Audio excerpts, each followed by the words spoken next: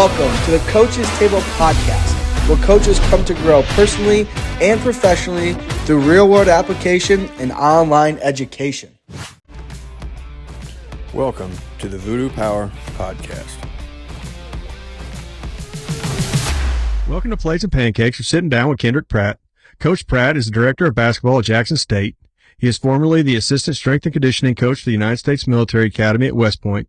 Prior to that, he was a sports performance intern at TCU, assistant sports performance coach at the University of Illinois Springfield, where he oversaw 7 teams and 165 athletes. He was an intern at Elon and the University of Louisville.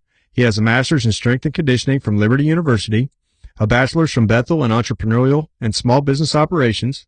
He studied kinesiology and exercise science at Minnesota State University in Moorhead and has an MBA from Liberty University. So welcome to the show, Coach. Appreciate it. Thanks for having me on. Man, I'm glad you were able to make some time. So I had quite a few questions about the military academy, but it sounds like you've recently made a move. So all that's kind of past tense now. Yeah, I mean, we could still definitely talk about them and my time there and everything as well. But yeah, since then, I've made a move and we got a new home and excited for that new adventure as well. It's got to be pretty exciting. I mean, you're kind of, I don't know what the director of basketball is going to entail. I don't know if that still involves strength and conditioning or if you're moving into a different arena there, but it's got to be pretty exciting.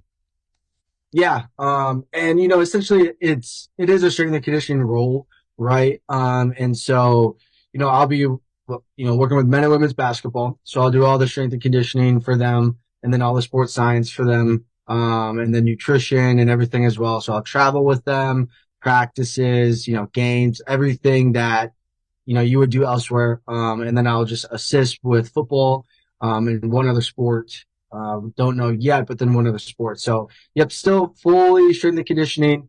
Just also then some additional duties and responsibilities. Essentially everything from a strength and conditioning standpoint from basketball, goes through me, right? And so that's kind of what that looks like. But it'll be all hands on deck. But I'll be at every football game, working with football practices and everything as well. It's going to be busy. It's going to be very busy, but it'll be really good as well. So I guess, we kind of look at your time at the military academy because that is a pretty unique position. And then being your position now is so new, we'll kind of compare to maybe how that's going to carry over and see how it looks. But while you're at West Point, I mean, you're working with high achievers. They don't need a whole lot of push. They're there because they're elite. Do you sometimes with athletes like that have to put the brakes on and not let them get ahead of themselves just because they want to push so hard? Yes and no. For those of you that don't know, I've been in the military myself. I've been in for 12 years. I've worked with, Rangers and special forces and everything as well. So, they're high achievers, but, the thing is with the time at the military academy, the thing that I found was it's a matter of, getting them the recovery that they need. Yes, they're smart individuals. They're going to do the right thing. They're going to work hard.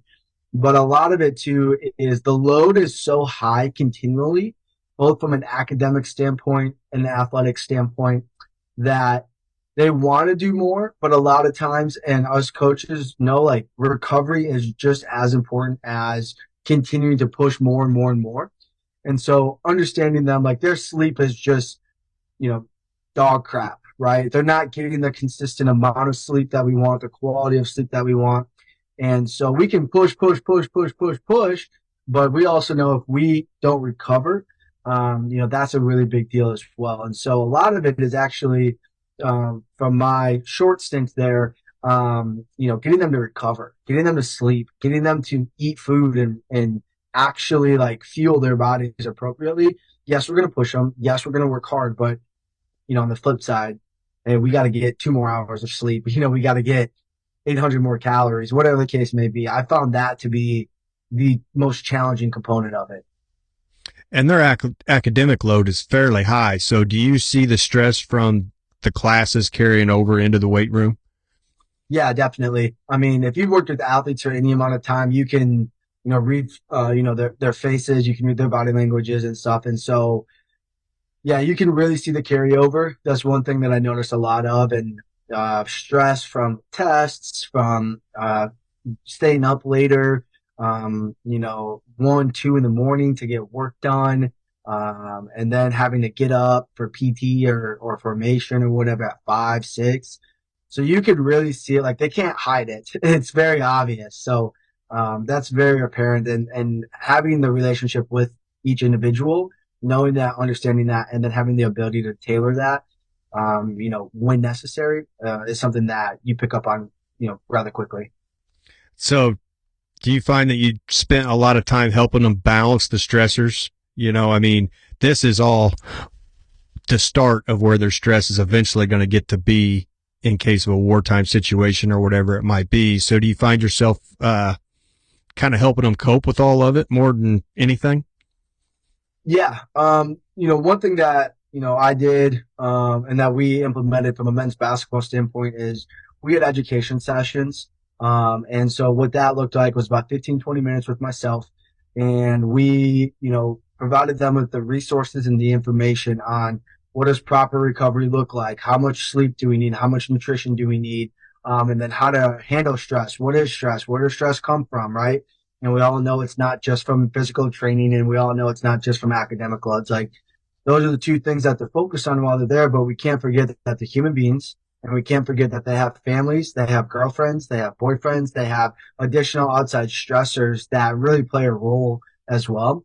And understanding and teaching them and providing them with the resources on how to manage this and recognize when something's being stressful, recognize when something, is, pouring water out of your cup or taking it away or poking a hole in your boat. And so we had to, we worked through that. We talked through that. As a group, as a team, we would do that.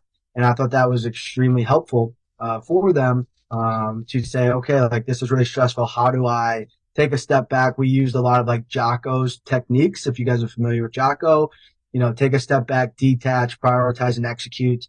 And a lot of times it's just kind of reminding them of that. What's the most important thing or what's the most pressing or whatever the case may be? Let's prioritize that first. Let's execute on the other tasks at hand.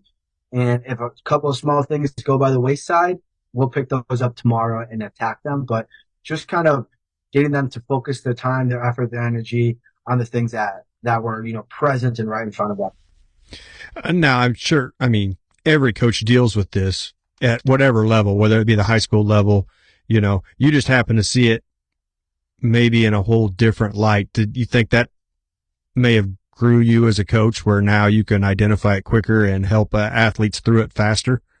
Yeah, absolutely. I think, just like anything, the more reps you get at something, I'd like to say the better at it you get. I'm by no means perfect, by no means, but I can, could see it on them. I could really be like, okay, hey, what's up? And then I'd find a time to talk to them individually, pull them aside, whether it was during the lift, before the lift, after the lift, practice, call them, FaceTime them, like, hey, what's up? What's going on? And, just pour into them, honestly. And so, yeah, I feel like more reps seeing it with more guys on a consistent basis, you're able to spot it. I mean, we use other things as well. So I kind of preemptively already knew who wasn't sleeping, who had stress, with like our daily health and wellness questionnaires that we would do and the data that I'd look at from practices, the 4 stacks, and all that stuff. So there was so many more indicators that I had, but nothing is a better indicator than talking to that individual. And so I would know and understand who I could talk to or who I needed to talk to. And then I would confirm it with seeing them. Hey, what's up? What's going on? And then having conversations with them. Now, looking through your resume, you just kind of brought it up there. You've spent a lot of time like deeply tracking athletes. Yeah. Is there any common themes you see in there that you can get ahead of just knowing what is going to show up? Um, that's a great question. Let me, I, I think data tells a story. I really do. And reading that story is different than reading a book, because it's not plain English, right? And so I think data tells us a lot. Now, does that mean I only base everything upon data? No. I think data is great. If anybody is really, really close to me, they know that I'm a data nerd. And I love like data visualization, Power BI, all that other stuff. I nerd out on it. But I think it tells a story. I really do. And how we read that story or the story that we get, I think is different every day. And it's different with every team. It's different with every season. It's different with every sport. Um, and so the story kind of never ends, if that makes sense. What I'm seeing in regards of like getting ahead of anybody is just indicators on topics of conversations. So is it that you don't have any energy? Is it that you're fatigued? Is it that, you didn't sleep? Are you moody? Do you not have, food? Like some of those things that maybe are more of a psychological component, but they play into the physical realm, has been successful for myself, I would say, to understand the athlete a little bit further and kind of poke a button on them a little bit to see what's really going on. Because I think the data is like the book cover, if you will. And so when you pull that book cover back, now you can really see things, right? But the book cover gets you interested. It gets you understanding like, hey, this is what I'm going to learn. So if I can see things like you didn't sleep or you put a 4 out of 10 or a 2 out of 10, eyes can say, hey, I'm going to go talk to you today about your sleep. What's up? Like, is it that, whatever case, and just listen to them. I think that's the big thing too, is just listening to them. So the data kind of gives me that indicator from a multitude of things. I like to use a multitude of technologies to provide me information. But then from that information, I have a conversation, and that can't be forgotten. And the conversation is the most important. And so it gives me an idea of what to talk about or what to ask them. And so from there, I allow them to tell me, and then I just ask more questions. Now, the more strength and conditioning coaches I talk to, the more it compares out to essentially you're an accountant. You're crunching numbers all the time. You're trying to figure out how to leverage the numbers to get the best return for your client. You kind of got to really enjoy studying out the numbers and finding the loopholes. So we're analysts, right? Like we analyze people, which we call athletes, which are human beings, and we can't forget that. But then we analyze data from practice. We analyze data from the weight room. We analyze data from health and wellness questionnaires. We analyze a lot of data on a daily basis. And so, when we look at those things and we look at, four stacks or Nord boards or timing systems or, all this stuff, we compile a lot of data on a daily basis with a lot of athletes, which is fantastic. And I love that. But if we don't know and understand the story it's telling us or how we can connect those dots from saying, this is what the four stack's telling me, and then I'm confirming it from your health and wellness questionnaire, and your time on your sprints were down and your velocity is down. Like there's maybe a correlation somewhere. Now, a correlation doesn't equal a causation, but what it allows us to do is at least potentially start to connect dots and see, okay, are you recovered? Are you this? Are you that? And so we're analysts. We analyze people who have a psychological realm, who have, the mental component of it as well, the physiological component of it. And so we look at data. I mean, I love it. I will tell you, I love it. I'm a nerd like that. I love beautiful dashboards, but we also have to make sense of it. We can't just have beautiful dashboards that don't make sense. And so that's the challenge, is because the story is different every day too. People are different every day. And that's what makes it interesting. Yeah, it's constantly changing. And nobody's the same every day, so the data is not going to be the same every day. Now, you got into the psychology of it all. I know looking back through your resume, you also worked with player preparedness, back to play, evaluating whether a player was ready to go or not. And I understand you have the metrics and the data that you're looking at, but the biggest piece, I don't know that it gets talked about all the time, is the psychological preparedness. Now, how do you overcome, let's say, an athlete that blew a knee or something like that? How do you help get them through to where they're confident and can get back to the field and be at their best? Oof. that is the $1 million question, right? Like, um, that's a great question. Yeah, we can look at the data and we say these are the baseline results, and this was the before and the after, and okay, here are the norms, and this is what the research says and stuff. And okay, yeah, I agree with that. What I go off of as somebody that's been through that myself is I can relate to them. I've had 3 knee surgeries. I stopped playing college ball because of my knee surgeries, and the mental component, the confidence aspect of getting back to playing. Now, I did things the wrong way. I didn't do rehab after my first 2 knee surgeries. And my third knee surgery was like, that's it. Like, you're done. And so, regretfully, I didn't do that. And now my knees all jacked up and I squat weird. And some days I have a limp and it's, swollen and, all this stuff. But I can relate to them because, I kind of been there. I've done that. And doesn't mean I know what it takes to get them back, but I can relate and share with them. And I think a lot of times athletes are looking for that in the RTP process. Not that it's like, oh, okay, coach, like I got you. Let's not get better. No, it's like, okay, I got it. Like you've been there, you've done that, and you don't want me to be like you. And I'm like, exactly. you know? Um, so the psychological component, I think, is just we have to be positive. I really do believe that. Now we have to be truthful, but we have to be positive. And have real conversations. And it's not because I don't want you to play, and it's not because of this and that, because I love you that much to tell you the truth. And I think that's really important. Um, so it's tough. It's $1 million question that I don't know if I have the answer to, but what I do, the way I go about it is from a relation standpoint. I relate to them, tell them what I did, how I messed up, and don't be like me.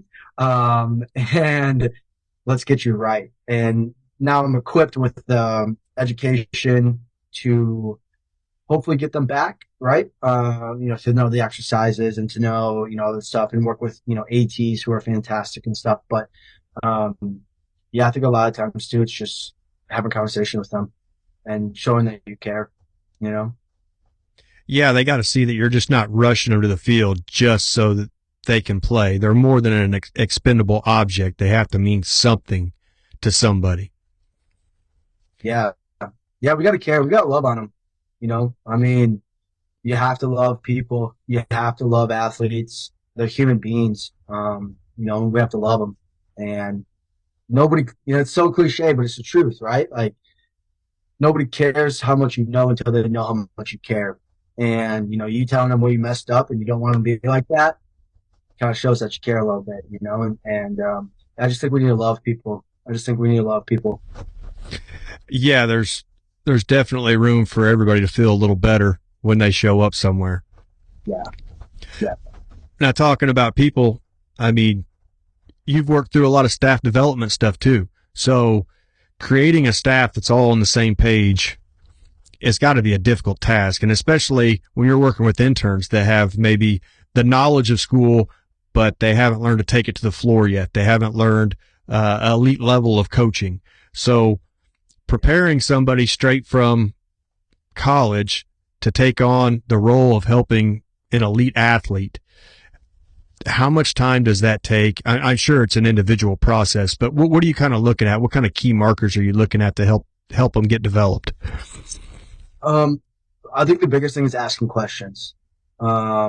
If you're interested in topics, you're going to have such an eagerness to learn. You're going to have such an eagerness to be like, well, why is this like that? Why is it like this? How can, and I think asking questions, now asking the right questions, I think is important, but asking questions. And, then to that is, putting effort in, reading. I've been very fortunate to learn from some outstanding coaches that I give all my credit to. Coach DeMarco at Elon and the entire staff there with Jordan Newsma, and the guys that are there now. Very thankful to be able to learn from them. My time at Louisville was a fantastic internship and to learn from them. My time with Coach Dakent, I would say kind of without those, I don't know if I'd be here talking to you. I don't know if I'd be where I'm at. And so, I got to pay homage to that. And then my high school strength and conditioning coach um, taught me a tremendous amount as well. And so I think it's, when we're developing interns, I think they need to show that they're interested. It sounds great to be a kinesiology major. It sounds great to say I'm getting a master's in exercise physiology or exercise science, which is cool. But, the real learning doesn't really start until you're doing the job, right? And you're the intern and you're doing, the tasks that nobody wants to do, which we've all been there, and nobody's above those tasks by no means. But, it's showing that, hey, coach, I have a question because I read X, Y, and Z, and I'm curious how it plays into A, B, and C. Like those are the questions that when I get those, I'm like, okay, you're interested, right? Because if you show me you're interested, I'm showing you I'm interested. Now I'm going to teach you. We have your curriculum, we have all this stuff, but it's still on you. The onus is on you in your individual personal and professional development to show the coaches I'm interested. I'm doing things outside of, being in these four walls or in this weight room. And I'm curious, can you help me learn and understand? And not being annoying about it, obviously, but showing that you're doing that, taking the initiative, looking at a card, prior to lift, getting it set up, understanding how it needs to be set up. The attention to detail, I think, is important too, because it shows that you care and it shows that you have pride in your work. And even if your work isn't at that moment, writing, programming, isn't at that moment, coaching them on the specific of a sprint drill, whatever the case may be, your work at that moment is ensuring that it's set up properly at the proper heights, et cetera, et cetera. And you should take pride in that. And, when you do that, you get more responsibility. When you get more responsibility, you can show, that you know more things and that you have influence and all this other stuff. So, when I'm looking at interns, when I'm looking at developing individuals, that's kind of a couple of things that I'm looking for, in a respectful manner, obviously, but show that you care, read outside of it, ask what you should be reading, and then come and ask questions about that. Because I think we all love to talk like I'm doing now, but when you get coaches talking on things they're excited about, they will share so much information. And that's where you really get those gems and those diamonds. And you're like, oh, I remember that. I remember that. I remember that. And that elevates your coaching. Yeah, just having a conversation. You'd be surprised, all the coaches I've been able to talk to. I know you do a podcast, same thing. I mean, they're going to drop some information in there that's really going to take you to the next level if you're ready for that, So that's just unbelievable. Yeah. Now, talking about developing staff, developing athletes, the one thing, so I have a small gym here. It's a nonprofit gym. We bring in high school athletes, college athletes, whoever's around that wants to come in and work out. We all run the same program. But in saying that, I end up talking to a lot of local coaches, and they're like, well, we would love to do what you do, but we can't do it because we have too many kids. Yeah. Well, we don't have this, we don't have that. So as somebody that's worked with 165 athletes, who's worked with interns, how do you set something up to make the gains you need to make with a big room? You're talking in regards to like coaching? Yeah, coaching, watching, and not necessarily the planning or the scheduling, because that's its own world. But you're trying to get in and get athletes and get the most out of them. Well, you can't watch them all, and you're always going to have the ones, especially at the high school level, that sneak in over here to the back rack, and they'll never move the weight, but they'll just hide out. So, how do you keep an eye on a room that big and get everybody heading in the right direction? Yeah, absolutely. A couple of things is one, the athletes are coaches. And, when we're looking at it and there's 3-4 athletes at a rack, maybe one is resting, one is spotting, and the other's doing the exercise. The one that's resting and spotting should be coaching the athlete doing. And those coaching cues should be reflective upon what you've taught the entire team. And if you've done a good enough job coaching, you should I don't want to say just be able to stand around the entire session, but give minimal cues because your athletes are coaching. So the way I do it is my athletes count each other's reps, and it does a multitude of things. So if we're doing sets of 5 or 3 or whatever, I'm counting your reps out loud, not in my head. I'm counting out loud. And it does a couple of things. It ensures you do the number of reps, one, but it's now an athlete holding an athlete accountable. And when you create cultures like that, that's where it gets to be really fun because everybody knows that they're holding each other accountable. Nobody's above anybody. Nobody is doing anything from that standpoint besides getting everybody better. And then because they're given the same coaching cues, when we are critiquing a rack or the entire team, we can ask them the cues they gave. They have to say it back to us, and then we can tell them, hey, let's do this, this, or that. I also have the athletes, like before the session, they explain the cards to the team. So I'll pick one dude. Hey, what is the A block? The A block is bang, bang, bang, bang. Awesome. B block. And the reason for that is because I'm coaching them for 3, 4, 5 years, but they have 40 years of life after, 50 years of life. So if I can get them to know and understand what the exercises are and teach them training for life, that's extremely impactful. And how to read things, how to set stuff up appropriately. Why are we doing med balls first? Why are we then doing this or that? And I think that's extremely beneficial. Does that impact W's? Maybe, maybe not. You know, you could argue that either way. To that next point of that, if I have a group of athletes, in particularly high school, that, you know, they all kind of crowd together, they're giggling, I'm standing right there. I'm intentionally being right there. The reason for that is you can laugh with them. I think there's no issue with that. But then you got to get them back on track. And then on top of that, I think using your voice. Now, I do not love yelling just to yell. I think I don't like that. I think if you're going to give coaching cues, give coaching cues, but cue the whole room. And that means you have to use your voice. And that means you have to be intentful with what you're going to say, understand what cue you're trying to give, and then use your eyes. So if I'm looking down a row of racks, maybe it's 6, 10, 12, 15, you can see a lot of what's happening. And I can use my voice to cue the entire room, right? And if I need to make an example, I will do so. If I feel like they are not listening or understanding what's being said, kill the music, bring everybody back in, get them back on track, and then go again. And if it's that bad, I just kill the music the rest of the day, or that's it for the day. But I just think using your eyes, using your voice is really important. And then if people are bunched up, not doing anything, you're the coach. Command and control what's going on. Go over there. What are you guys doing? How many sets do you have left? You know, what set are you on? Ask them those questions. If they can't tell you, then, you know, you got to handle business, right? And so that's what I do. That's how I do it. I also control things by a whistle.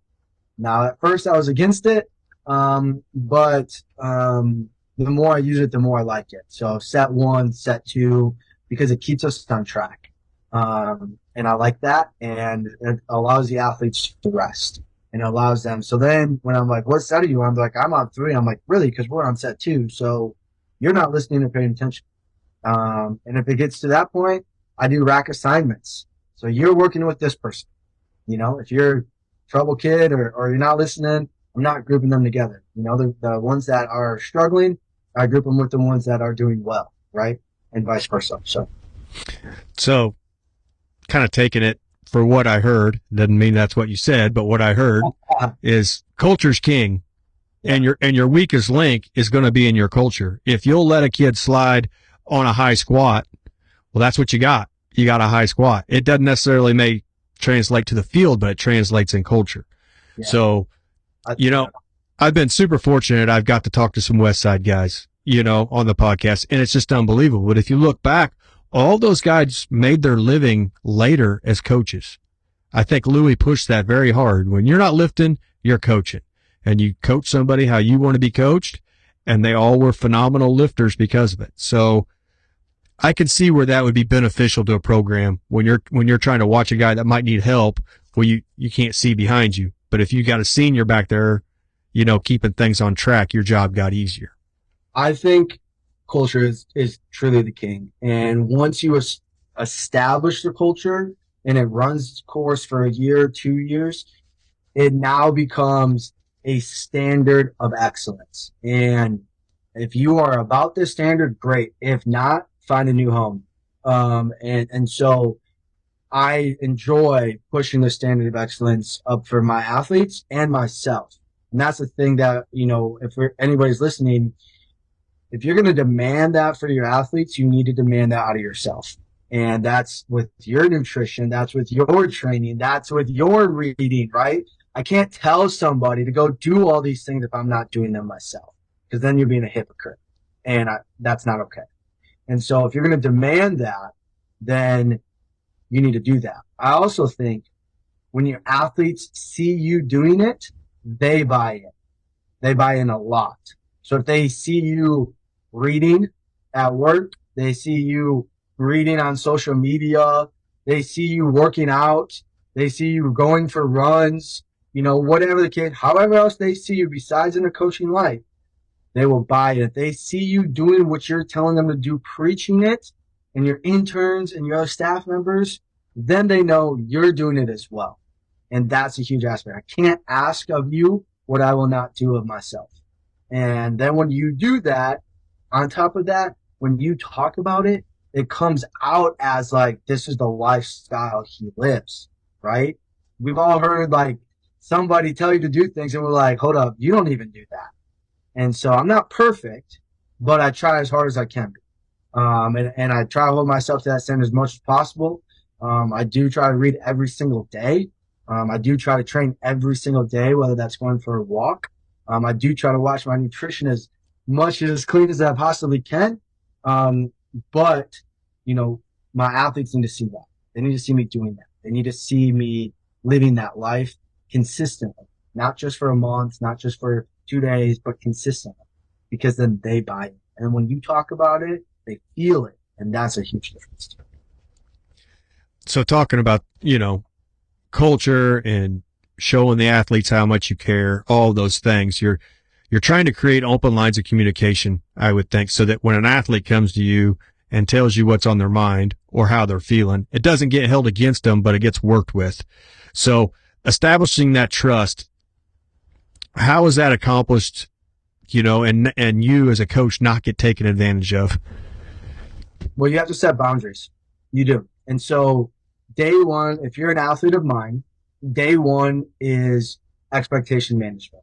What I mean by that is we sit down and we both sign an agreement. And that agreement is an expectation. And that expectation is what you can expect of me as your coach and what I should and will expect of you as the athlete. And what that looks like is if you're late to lift, these are the consequences. If, you don't fill out your health and wellness questionnaire, these are the consequences. If you skip reps, these are the consequences, and just kind of going down that, hey, this is what I expect of you, and this is what you expect of me.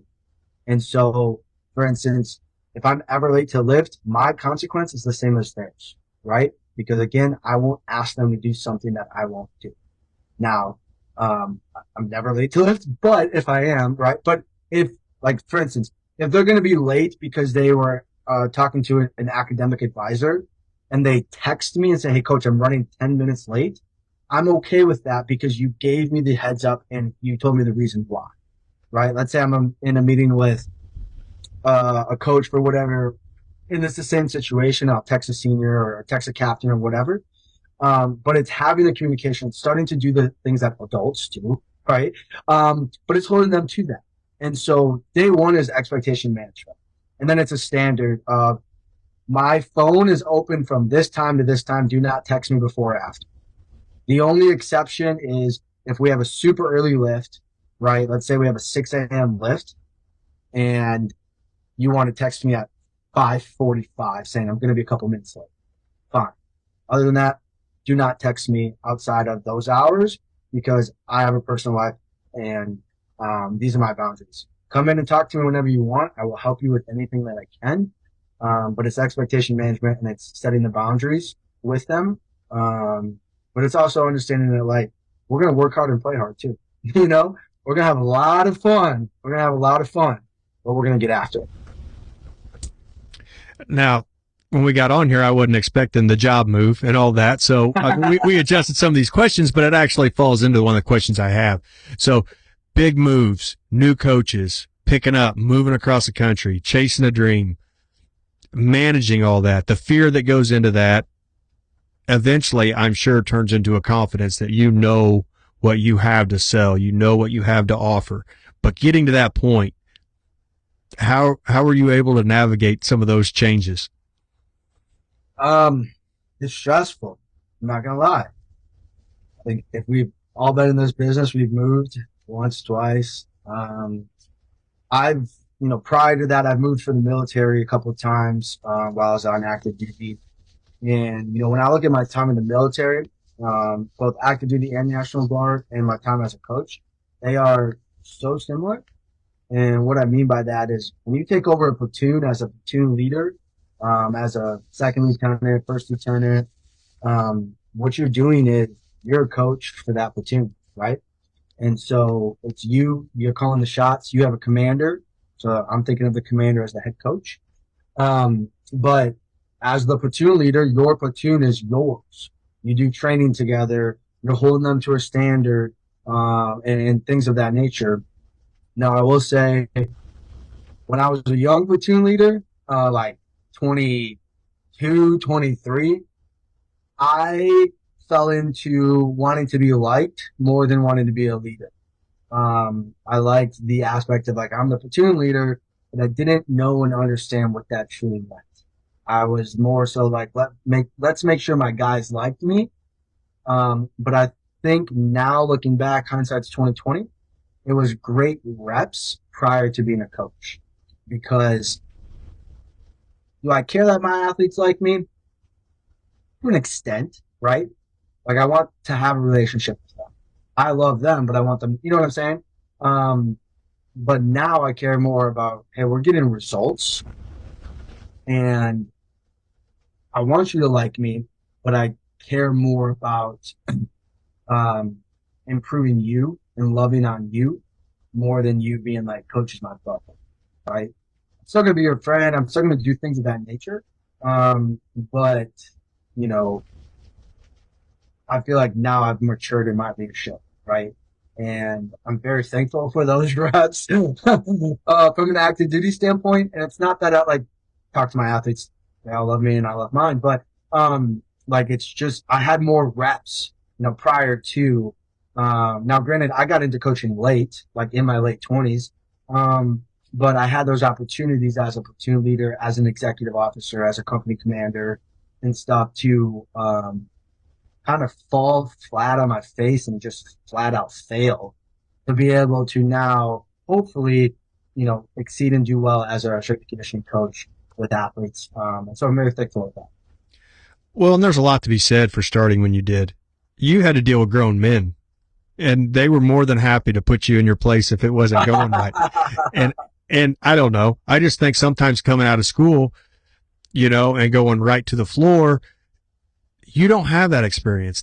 You don't have that where there might be some dude waiting to just knock your head off because you were a jerk. Well, athletes don't get that. So you've got this power that you don't even know what to do with. And I think sometimes it could be mismanaged had you not learned in the scenario maybe you learned it. Yeah, and it's tough too. Like, so as a platoon leader, and at that time, like I said, I was like, I don't know, 22, 23, 24, something of that nature, young 20s. You have individuals in your platoon that are older than you are, that have probably been in the military longer than you've been alive. A first sergeant that's longer in the military than you've been alive. And they know that. And so you're not only dealing with young individuals, because some of them are like literally just turned 18, right? Just got done with basic training, just got done with AIT, and now they're at the line. So you're working with the youngest of the young, which I would say is our freshman athletes, and then your vets, right? Like the first sergeant says, like, I'm retiring with 28 years in service. It's like, good for you, bro. But you have to work with them and you have to know and understand, how do I get influence with this guy while I'm influencing this person and getting the respect of this guy while I'm telling this person what to do. And so the dynamic is so interesting, but it's so great. Whereas strength and conditioning, all the athletes are, in the age of, 17, 18 to 22, 23, and then the professionals obviously older. But so it's very dynamic. It's very interesting. And then you got commanders, and then you got battalion commanders, and you have so many more people that are matured, are older, more educated. But then you have people that they're 18, they're going out there getting in trouble, getting DUIs, and doing some things that they shouldn't be doing. And then you get the responsibility to manage all of that. And so that's really interesting. It's fun, but it's you learn a lot really quickly. Now, I get to talk to quite a few speed coaches, and I enjoy talking speed. I enjoy talking weights, but where you have something that I've been wanting to talk to for a while, and I haven't managed to get it on the podcast until tonight, but you were a throwing coach. Yeah. Yeah. I just started getting a few throwers in the gym. We're trying to work through and help them where we can help them. I don't know much about throwing. I know it's unique events, but, in the job you were in, you had to demonstrate all the throws and build those athletes. What did you see that carried over from the weight room to the circle? Controlled aggression, controlled violence. I can, if you want me to, I'll spin right now, but, controlled violence. So, the circle, whether it's shot or disc, the disc circle is bigger, right? I believe 8.5 feet, and the shot is like 7 feet 3 inches or something like that. But what's amazing is it's like, I'm gonna refer this. It's like shooting a tank, right? Which I got to do because that's what I did in the Army. And so when you load the round, you wait, and then boom, right? It's the same thing with throwing. You're up here, you're beautiful, slow, smooth, and then when you're getting ready to hit that power position, it's pop, and we're going and we're throwing, and we're getting after it. But then you have to be, settled, right? And so throwing is awesome. I love it. Throwers are athletes for as big as they are, but they're athletes. They're strong, they're raw, they're powerful. And there's a lot of technique in it too. Now you can kind of muster I'm just going to manhandle this a little bit, but the footwork that goes into it, the separation of the upper body and the lower body, getting the hip to come through, hit the power position, and get the hip extension with it, simultaneously accelerating your arm as fast as possible. Throwing's awesome. I love it. But it's controlled aggression. It is for that 0.250 milliseconds. It's just like bam, right? But they're strong. And here's why I joined track, if I'm being honest with you. My baseball career in high school went to crap, and I wanted to do a spring sport, and one that was primarily lifting based for football because that was my sport. The outside linebacker coach, who was also our strength coach, was the throwing coach as well. He's like my second dad, my mentor. I had him on my pod, and we cried together. But he's awesome. But he was the throwing coach. So he said, "Come throw for me, and we're just gonna lift and get you ready." And I was like, "Okay, cool." And that's literally what I did. So, but that's how I got into throwing. And so I love it. It's so fascinating. But it's just controlled aggression, just getting after it. Lift, we go throw, we lift. I mean, that's what it was. And so it was great, but it's very technical, getting into some of the things that you can do from a power position, half power position. We called another one southpaw, which is essentially just like a 3/4 one, and then full. I rotated, I didn't glide. I can teach the glide in the rotator, in rotating, but I prefer rotating. It's just such an amazing sport. It's so cool. Now, to me, a good baseball hitter or a good softball hitter is very comparable to a thrower. That, like you talked about, you got to have the separation in the hips and the upper body. You have to build the coil in the upper body. You have to be able to feel it. Your hips have to come through and lead the way so that your coil can unwind and get that distance. Now, I don't know. I don't have a lot of advice for him, but it seems like lifts with a good hip hinge and good hip movement really seem to carry over for him, like a explosive deadlift or something like that. But I also wondered on resisted, so banded glides, but also on top of that, pull throughs. I didn't know what your opinion were, so you're actually overspeeding them through that throw. What are some ideas on that? Is that down the right track, or I don't know much about it? Sure. And for anybody listening, I'm not a throwing expert, right? A lot of things I've learned were caught, which was great. I would say there's a time and place for everything, if I'm being honest with you. And so, yeah, I think hip hinging is probably like one of the most athletic things we can do. Hip extension, I think, is we need to do more for all sports, not just throwing as well. Um, I'll tell you, here's a funny story. So, when we were throwing, one of the guys, great guy, was a stud football player and thrower. Um, he sucked at hip extension. He was so bad at it. And so, we had him just practice the heck out of hip extension. And we would just make fun of him literally every day for it because he couldn't extend his hips. He just didn't know how. He didn't have kinesthetic awareness. And so, we would just give him the hardest time possible. And then he would just spend like 5 minutes, 10 minutes prior to practice just focusing on hip extension, focusing on the vertical component, hip extension, and stuff. And so we just give him a really hard time, obviously, but he got better, right? So overspeed stuff, yeah, we did that 100%. We would do a lot of manual resistance. And a lot of times what happens with throwing is, guys' upper bodies and lower bodies would go together, right? And so when you get ready to hit that power position, instead of actually rotating, what you do is just transfer your weight up onto that front foot or the block foot. Well, that's bad because your hip then is not doing what it needs to be doing, right? Because that's where your power comes from, is the hip. So if you land in power, but you just transfer your weight onto your block leg, the front leg,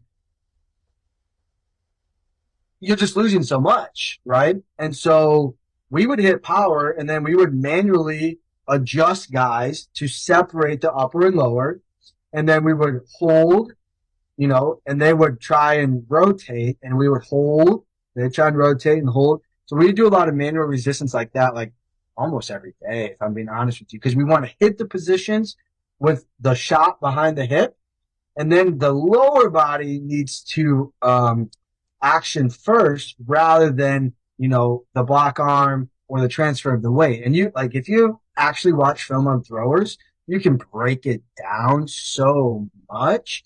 But you can really just see a transfer a lot of times. And you can see there's no separation between the upper and the lower. And then, accelerated things too. We'd go step and go, that to get us into power, to get us going quickly, right? If you think of a tornado, but overspeed, manual resistance, and then just sticking those positions. You got to stick those positions and knowing where your feet are and feeling it. And then, having that hip extension and go. And we drilled and drilled and drilled and drilled and drilled. Sometimes it'd be like you get 10 throws, but you're doing 100 drills. And so you would just drill all day. That's practice. Practice is drilling, and you only get 10 throws. Make them the best 10. We would do PVC pipes to separate the upper and the lower. Obviously, like over or heavier weighted shots, discs, all that stuff. Yeah, man, we drilled, we were technicians, but it was awesome. Now, you talking about manual resistance, that makes a lot of sense. I get to work with a lot of hitters, And that Yeah. seems like you have to grab their hands and let them get into toe touch because they'll all carry their hands with them. They will not ever, when they're first learning, you reach a point where they find and feel that separation. But until they understand that, they'll always take their hands with them. And then you're leaving whatever the coil is, you're leaving on the table Right. and whatever that reaction is. Yeah, exactly. And so manual resistance, I mean, we did a ton of it. We did a ton of it because it's the tactile feedback, right? Like if I'm in a position here and the shot is in front of the hip and I'm going to go power, like this isn't a good position. You know what I'm saying? Like if you're in a lead, I guess you could probably get away with it because some of them do, but this is not a good position. But if I'm rotated and the shot's behind the hip and I can see that, and then I can feel somebody grabbing my block arm and rotating me, like that tactile feedback, and that's really where I learned coaching. I'm not going to lie. My Coach Egremont was on my pod. He's my second dad. But what I learned from him coaching, both as a strength coach, an outside linebacker, and a throwers coach, honestly, I got a PhD in coaching just from him alone. And that was at a high school level. Because the analogies that he's so funny, but the analogies that he would create for us, I could write them all down today. And that's what I do with my athletes now. I just create analogies. Like when we were talking about throwing and setting the block arm, he would talk about climbing a tree like Curious George. And so like he'd be like, hit the monkey and climb the tree. And it's just like, okay, got it. And then he'd be like, you didn't hit the monkey. And you're like, you're right, I didn't. Like, there's just so much like the analogies that he created were just so fantastic. And that's really where I learned coaching, if I'm, being honest with you, without even knowing it. And that's like set the foundation for how I coach today. On top of all the other people and stuff. But like I got so much information from him on coaching alone, because of how he did it. Now you said something in there early on and I kind of held on to it until we got into here, but, lat development and throwers. I mean, it seems like you want to get those lats really loaded. I mean, you're talking about a very big explosive muscle. So I don't know, maybe in throwers, they're already kind of developed, but you get a lot of younger guys. They don't have lats. They can't feel their lats. So where does that fall in the grand scheme of a thrower's, preparation? That's a good question. I'd say obviously hips, glutes first, right? Torso, the lats, posterior chain. I think if you're working with athletes, so many of them have underdeveloped posterior chains. And when I'm talking calves, Achilles tendons, hammies, glutes, low back, right? Mid back, lats, rear delts, train it all the time. All the time. All the time. All the time. Lat development, I think, is important. I think lat's really important. I think, it's such a massive muscle. Pull-ups, bent over rows, dumbbell rows, seal rows.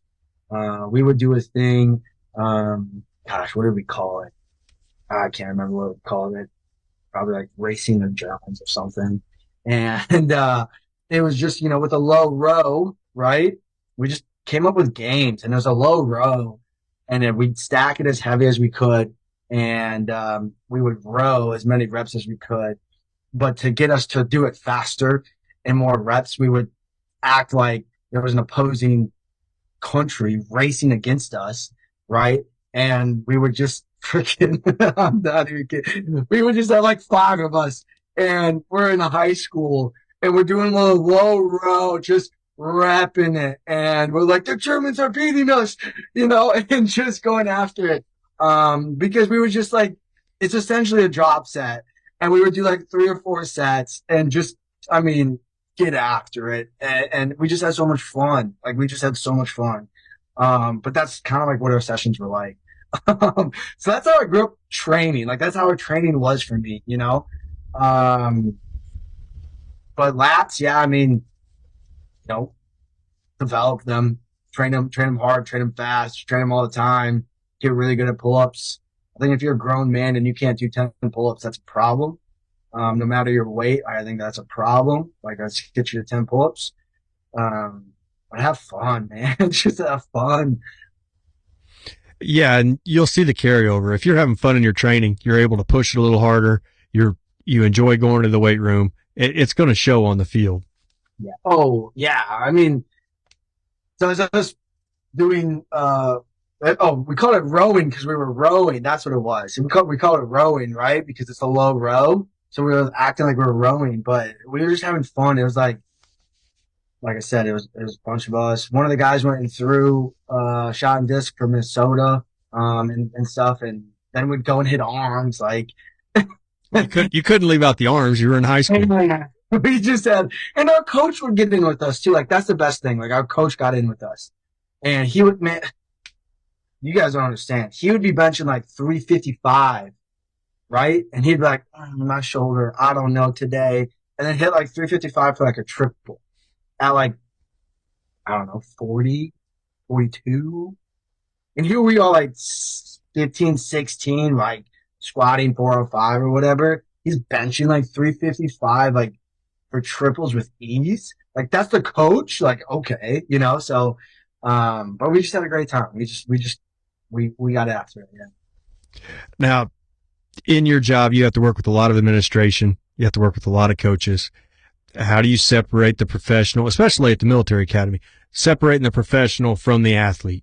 You know, you can't be a meathead all the time. There has to be a professional aspect to your job. Obviously, you've moved into another job, so you have to be able to communicate and sell yourself. What things have you found out along the way that's really helped you transition from the administration side and the athlete side? One of the pieces of advice that I got and I think is fantastic is be the expert, but understand when it's your turn to give an opinion. And it's hard for me to truly understand.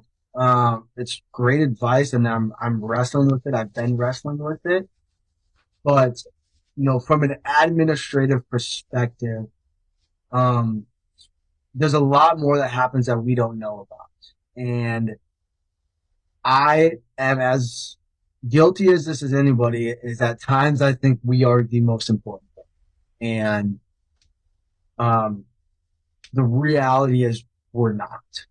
Right now, everybody wants a beautiful weight room. Everybody wants the aesthetics for recruiting, for whatever the case may be. But understanding at times, and more times than not, we are not the most important. And so knowing where we're at on that totem pole is something that is a struggle for all of us to maybe come to terms with, and myself included, right? And understanding where money comes from, the flow of it, who's the approving authority, um, and that. And I think I still struggle with that today. I'm just starting to dabble in that stuff. So there's probably so many more people that can speak on that than I. But I think it still boils down to relationships, and then understanding the problem and finding solutions for it.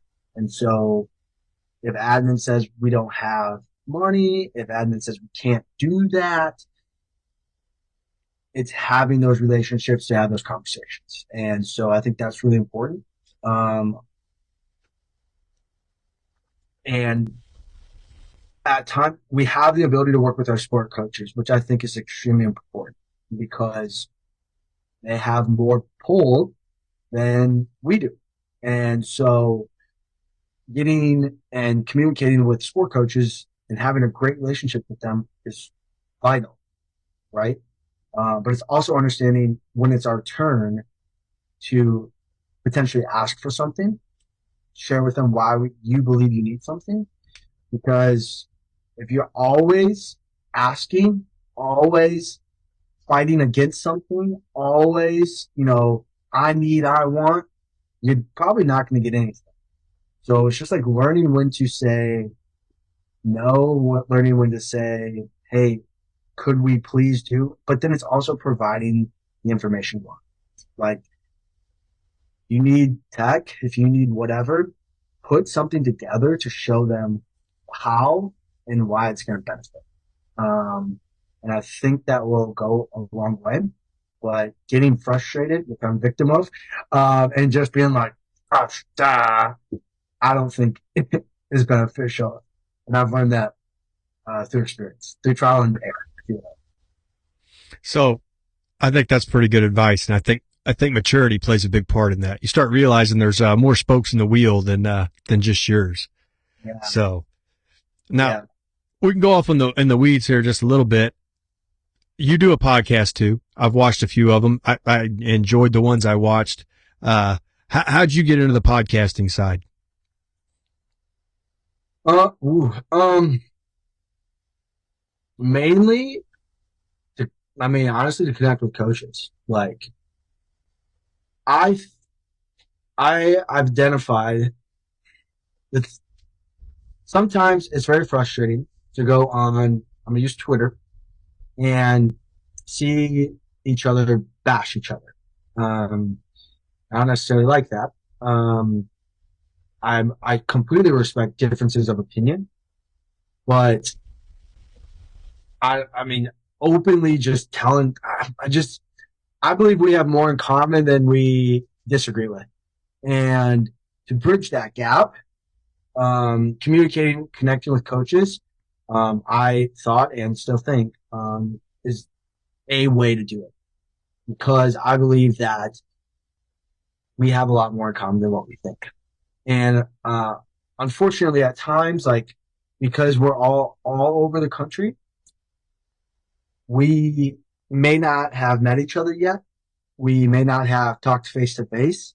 We at times get a very, very, very, very small piece of what somebody is saying, portraying, um, and then we take that and we extrapolate that into, gosh, this guy or this girl or I completely did.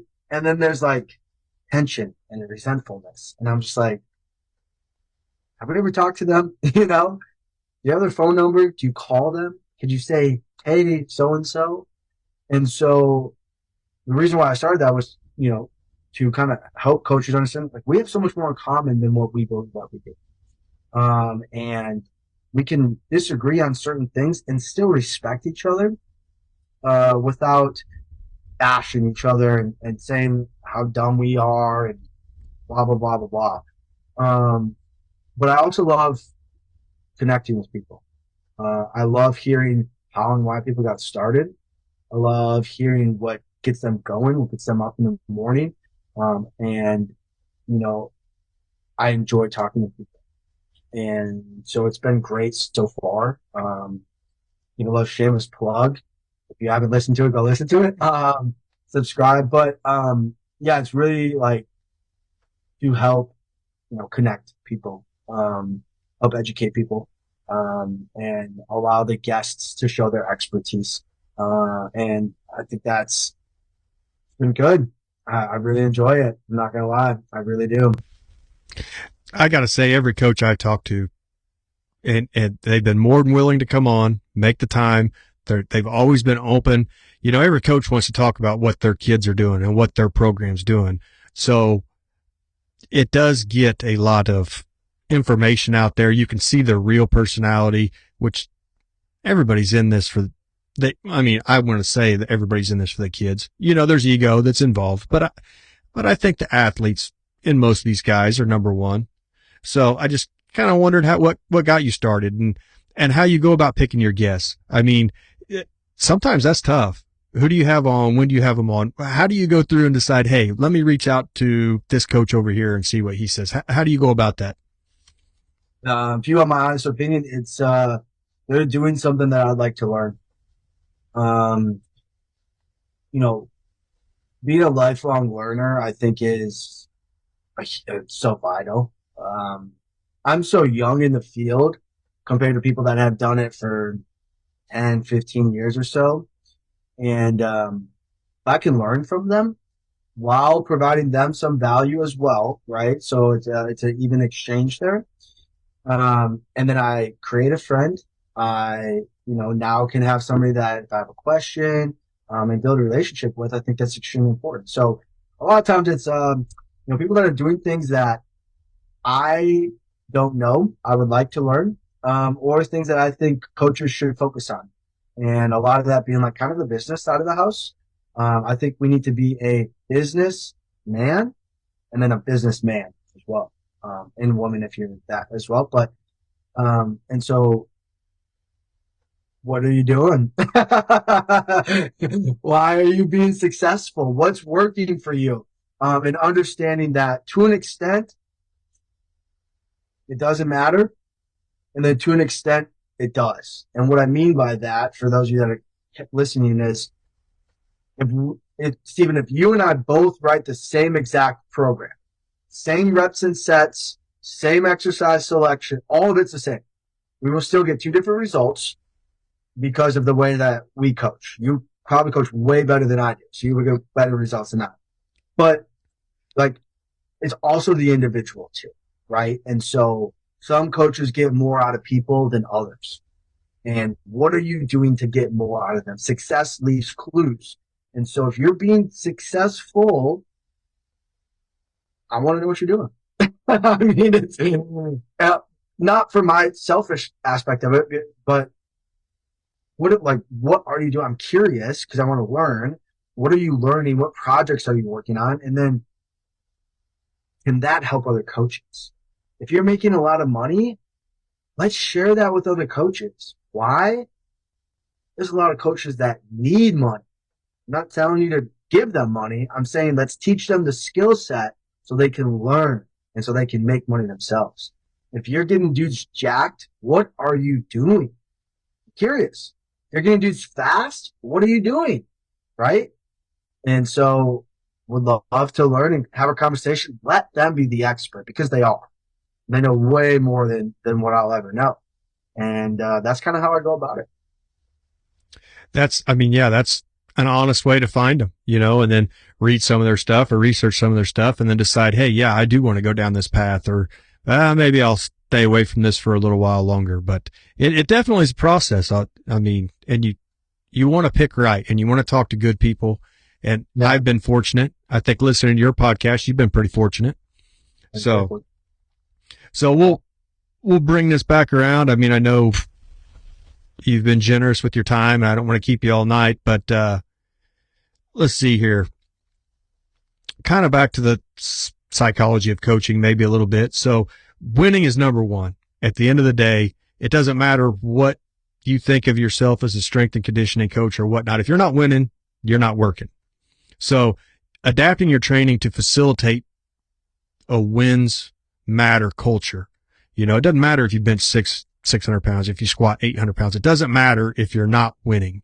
So getting the wins to take priority, having your staff understand that, having your athletes understand that, and building a culture where winning is the goal. Yeah. Winning is everything. I don't care who you are. Winning is everything. Why do people know MJ's name? He's a winner, right? You name it. Go down the list, right? Winning is everything.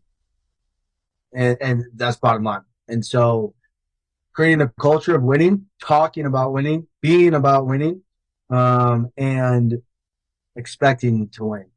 And how do you expect to win? You do the work. You do it with full intent every day. You do the work. Sometimes you're going to come up short. That's just the reality of it. But we do the work and we expect to win. We truly do. We create a competitive environment where we call people winners and losers. We don't give participation trophies. So if we're sprinting, winners will sprint against winners. Losers will sprint against losers and you will go last, right? And so win. I mean, it's like win. And so doing that, winning in the weight room, and what that could look like is drop sets, same weight. Who's going to tap? Who's going out first? It's going to get ugly. It's going to get nasty. Right? But are you going to be a winner? Because you should pride yourself on being a winner. And that's on the assault bike. Who's going to tap? If we're doing 30-second sprints or 15, whatever it is, and if let's say we're going max distance, max cal, whatever, who's going to win? Be on a team and win. And, you know, losers lose, winners win. And so create the environment to win. And don't be afraid to tell people that you won today, but winning today does not guarantee winning tomorrow. So you have to come back the next day and do the work because it does not matter what you did yesterday. And you got to win. That sounds like such a simple concept. You threw it out there. It sounds so simple, but people have gotten away from understanding that at the end of the day, it's not that everybody plays the same. It's not that everybody gets a shot. It's they're not there for practices. They're not there in the weight room. It's the winners get the field and everybody else is left to find a way to win. Yeah, exactly. And so look at business, Ken. If you look at business, the biggest businesses win. They can do it financially, right? And so to them, that's their winning, right? And that's their scorecard, And so when you look at it from that perspective, if winning, for them is a financial component, are they making sales? What I'm like? There's so much to that, right? Salesmen are the same thing. Did you sell more? Yes, or it boils down to that. It's a simple yes or no question. Okay. And so did you beat your opponent? Yes or no? Okay. That's all we need to answer. That's the only question we need to ask. Right. And, and so it's so simple that it's hard. It's so simple that it's hard. And so you're not going to win every day, but if you stack those days, right, and you show up and you don't want to, you put the effort in, I can't guarantee you're going to win. I can't guarantee it. But, you're going to get after it. You're going to try.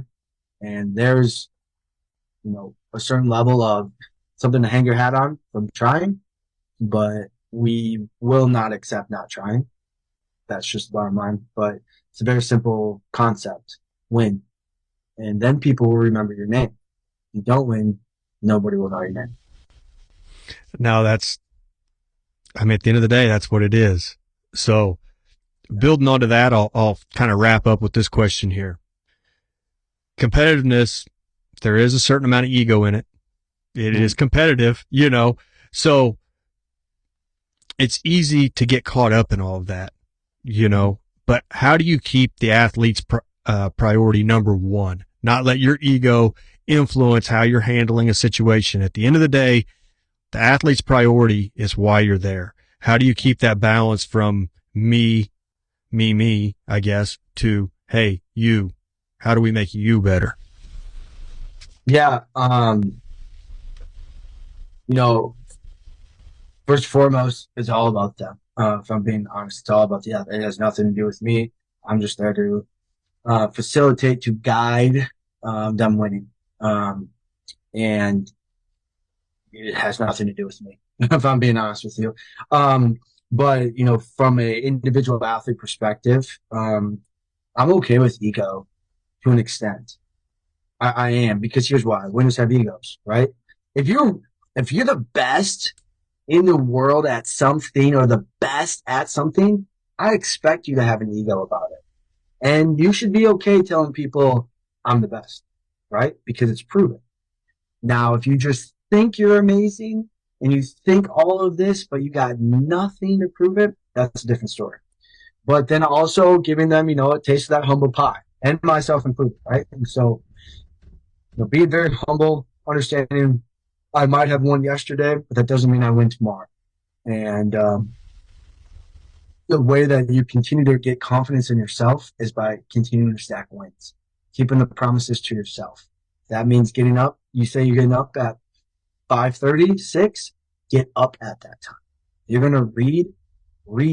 You know what I'm saying? If I say I'm going to make sure I read 10 pages today, then do it, right? Because the fastest way to lose confidence in yourself is to not keep the promises to yourself.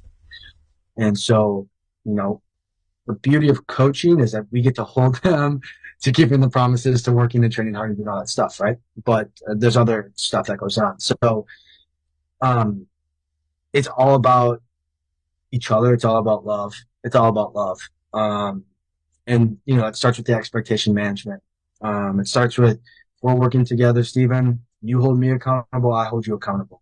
And it's not because you're trying to be better than me. It's because we're doing the right thing, you know? And that's what's really important. And so when I count your reps and you do two and it's supposed to be three, we're going to get that third rep, right?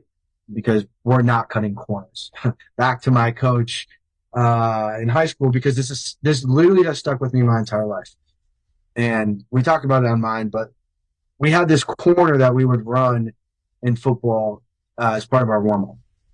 And I remember this distinctly, and it'll stick with me for the rest of my life. There was, it's kind of part of a sidewalk, but there's this grass edge to it that's rounded, right? And I can hear him yelling in my head right now, not at me, just at everybody. And he would always say, if you cut corners here, you'll cut corners in life.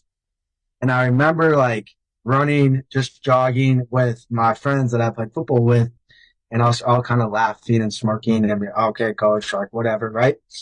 But we didn't understand what he was actually saying at that point in time. There was so much depth to that. And so now, anytime I try to do something short of what I told myself I was going to do, I literally like just hear him in my head saying, if you cut corners here, you'll cut corners in life. And I do that even when I walk sidewalks, and it's embarrassing to say, but I'm serious. Like if there's a 90-degree angle on a sidewalk, I will walk that 90-degree angle. I will not. And it's literally because I hear him like yelling just in my head. And so if I can have that level of impact on student athletes, not only during their time as athletes, but for 40 years of life afterwards, and if we can own that today, I think we could be pretty successful. I think that's pretty good advice. Yeah, just learn to do it right. It's way easier to do it right than it is to do it twice. Yeah, yeah, it is. Well, Coach, I appreciate the time. Anybody that wants to check it out, your podcast is The Coach's Table, and it's on all platforms and easy to find. Yeah, absolutely. So if you guys want to, The Coach's Table, Facebook, Instagram, YouTube, Twitter, LinkedIn, I mean, it's there. So Spotify, Apple, it's on all platforms. The ones I listened to were really good. So keep up the good work, Coach. I appreciate you making time, and success at Jackson State. I know you'll do well. I appreciate that. Yeah, we're looking to bring home some championships. So men and women's football, nothing short of championships. So excited about it. I'm ready to get rolling. I know it's May, but I'm antsy. But yeah, we're bringing home championships. And so that's what we're going to do. Super excited for it. Super excited for the athletes, the coaches, and hey, got to win. Got to win. Well, if I ever get down to Mississippi, I'll let you know, and then maybe you give me a tour of the campus. Yeah, come through. Come through. Always welcome. All right, man. Well, have a wonderful evening. Appreciate it. Thank you very much.